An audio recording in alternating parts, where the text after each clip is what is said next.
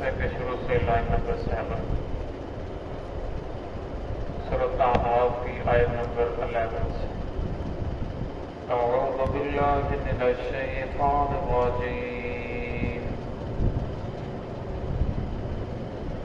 بسم اللہ الرحمن الرحیم قال ما منعك ألا تسجد إذ أمرتك قال أنا خير منه خلقتني من نار وخلقته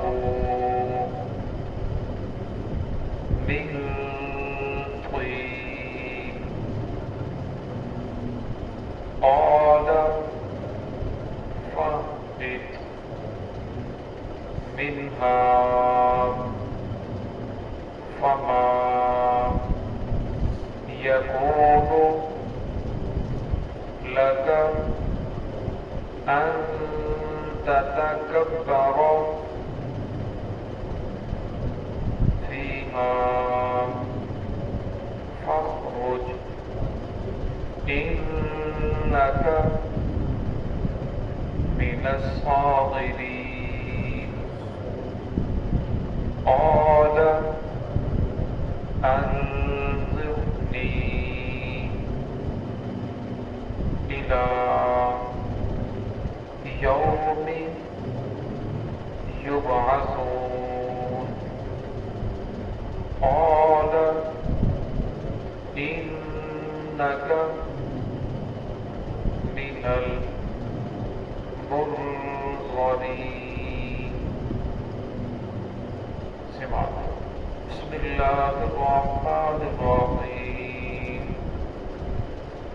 قال ما منعك ألا تسجد إذ أمرتك قال أنا خير منه خلقتني من نار وخلقته من طين قال فاهبط منها فما يكون لك أن تتكبر فيها فاخرج إنك من الصاغرين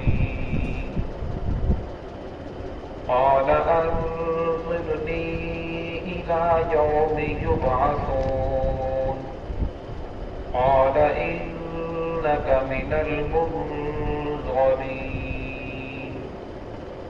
قال ما منعك فرمایا اللہ رب العزت نے ما منعك کس چیز نے تجھے منع کیا اللہ تسجدہ اس بات سے کہ تو سجدہ کرے آدم علیہ السلام کو اذ امرتک جبکہ میں نے تجھے حکم دیا تھا قال شیطان کہنے لگا انا خیر من اس بات سے کہ میں بہتر ہوں منہ آدم علیہ السلام سے خلقتنی من نار تو نے مجھے پیدا کیا ہے آگ سے وخلقتہ من طین اور آدم علیہ السلام کو آپ نے پیدا فرمایا ہے مٹی سے قال فاهبط منها اللہ رب العزت نے فرمایا اتر جا منها اس جنت سے فما يكون لك ان تتكبر فيها بس نہیں ہے تیرے لیے یہ کہ تو تکبر کرے فیہا اس جنت میں فخرج انک من الصاغرین اور نکل جا بے شک تو ذلیلوں میں سے ہے قال انظرنی الی یوم یبعثون کہنے لگا آپ مجھے مہلت دے اٹھائے جانے دن تک قال انک من المنظرین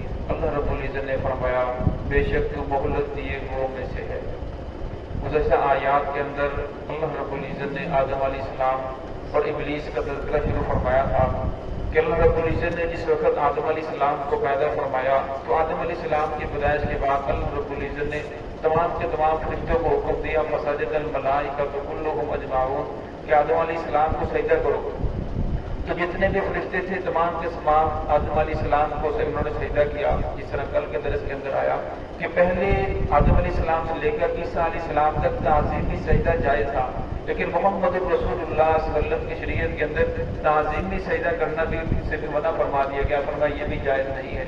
तो तमाम के तमाम फरिश्तों ने जब ताज़ीमी सजदा किया तो इब्लीस ने सजदा नहीं किया।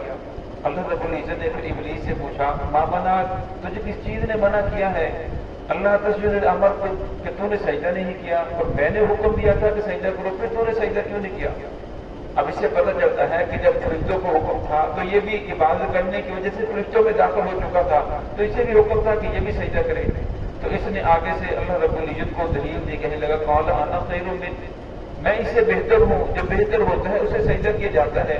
फिर आगे अगली दलील देने लगा खलक़तनी मिन नार, कहने लगा कि आपने मुझे आग से पैदा किया है, व खलक़तहू मिन तीन, और आपने इसे मिट्टी से पैदा किया है। आग की ये सिर्फ है वो बुलंदी की तरफ जाती है, पट्टी पाँव के अंदर होती जाती है। तो अल्लाह रब्बुल इज़्ज़त को जब दलाइल देना शुरू किए, अब इस बात के अंदर गौर करें। अब वो अल्लाह को खालिक मान रहा है, खलक़तनी मिन नार, ये मानता है कि मेरा खालिक आप हैं, मुझे पैदा करने वाले आप हैं, पैदा आपने मुझे किया है, ये बात को मानता है। लेकिन आगे अल्लाह रब्बुल इज़्ज़त ने जिस चीज़ को हुक्म दिया उस चीज़ को मानने से इनकार कर रहा है कि मैं सजदा क्यों करूँ, क्योंकि मैं तो बेहतर हूँ। अब अल्लाह रब्बुल इज़्ज़त जब हर चीज़ के खालिक हैं, अब फरमाया जो मखलूक है तो लाशा है, मखलूक की खालिक के सामने कोई हैसियत नहीं है। अब फरमाया वो मखलूक को जो करना चाहे कर सकता है, मखलूक को चाहिए कि अल्लाह रब्बुल इज़्ज़त के हुक्म के सामने अपने सर को झुका दे। लेकिन फरमाया उसने सर नहीं झुकाया, बल्कि आगे से दलाइल देने लगा और अल्लाह रब्बुल इज़्ज़त का हुक्म मानने से इनकार कर दिया। आज हम देखें अपने दाएं बाएं अपने इर्द गिर्द, हम भी अल्लाह रब्बुल इज़्ज़त के खालिक होने का दावा करते हैं। अल्लाह रब्बुल इज़्ज़त खालिक है, अल्लाह मालिक है, अल्लाह कादिर है, वो हाकिम है, वो जो चाहे कर सकता है। हम जुबान से इनकार नहीं करते, लेकिन अमलन हम भी बहुत सारी बातों का इनकार करते हैं। अमलन अल्लाह रब्बुल इज़्ज़त के हुक्म मानने के लिए तैयार नहीं होते, अमलन अल्लाह रब्बुल इज़्ज़त का हुक्म नहीं मानते, जुबान से तो इनकार नहीं करते, लेकिन हमारा अमल ये बात साबित कर रहा होता है कि हम भी इस बात को मानने के लिए तैयार नहीं है। तो अल्लाह रब्बुल इज़्ज़त ने आगे से बात नहीं की कि मिट्टी के अंदर ये भी सिफ्त है, ये भी सिफ्त है। अल्लाह रब्बुल इज़्ज़त ने फरमाया क़ाल फ़हबित मिन्हा, तो यहाँ से चला जा, मुतकब्बिरीन की ये जगह नहीं है, ये तो मुतवाज़िन की है, तवाज़ु करने वाले की है, जो अल्लाह के हुक्म के सामने झुकने वाले हैं, ये उनकी जगह है। तो यहाँ